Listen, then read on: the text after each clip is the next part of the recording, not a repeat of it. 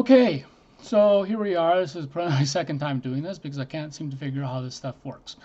So I'm trying it again. So I just wanted to stop and take a few minutes and talk about this article. So we have an article here written by Hemant Mehta from the Friendly Atheist website, and it's about Mark Robinson. Okay, so Mark Robinson, the lieutenant governor, or the Republican lieutenant governor of North Carolina, who said this week he was 95% sure he'd run for governor in 2024, has been leaning hard on his Christian nationalist fantasies. This is the guy who has said in recent months that forced religion in public schools could prevent mass shootings, that transgenderism and homosexuality amount to filth, and that the trans movement is demonic and full of antichrist spirit. Swell guy. On Friday morning, Robinson spoke at the Stand Up for America rally in Raleigh and made it clear that non-Christians would have absolutely no place in his ideal government. Robinson began his speech by thanking God and declaring that anyone who doesn't agree agree that the United States is a Christian nation is free to go live somewhere else. End quote. "You can leave God's country and we will not miss you," Robinson said. "Tell our enemies on the other side of the aisle that will drag this nation down into a socialist hellhole that you will only do it as you run past me lying on the ground, choking on my own blood, because I will not give up this nation to you," Robinson bellowed. "It is not yours. You did not build it. You did not defend it. And you will not own it.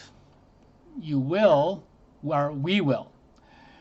The Christian patriots of this nation will own this nation and rule this nation and help freedom survive for future generations."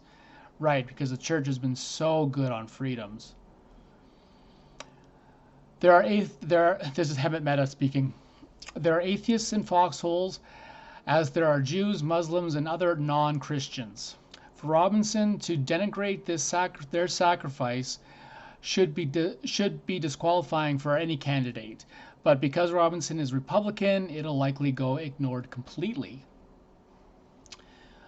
I've said this before, but just imagine if a Muslim congresswoman spoke this way about Christians. If she said only people who shared her faith deserve this country and everyone else could get out, the double standard of Christian nationalism is just so blatant. When you're a conservative Christian, you can say damn near anything and get away with it, while simultaneously claiming to be persecuted when anyone lobs mild and deserved criticisms your way. Robinson isn't interested in governing. He doesn't want to make anyone's life better. He just wants more power, so that he can use his Christianity to punish everyone who doesn't share his views. It's just such a dangerous road to go down, and there are virtually no Republicans in high places who has the guts to call him out. So that's what Hemant Mehta had to say on Mark Robinson. And I just have to go, seriously, the Founding Fathers, we didn't have Founding Fathers in Canada, but we had something along the same lines. But everyone knows the story of the United States, so we'll go with that.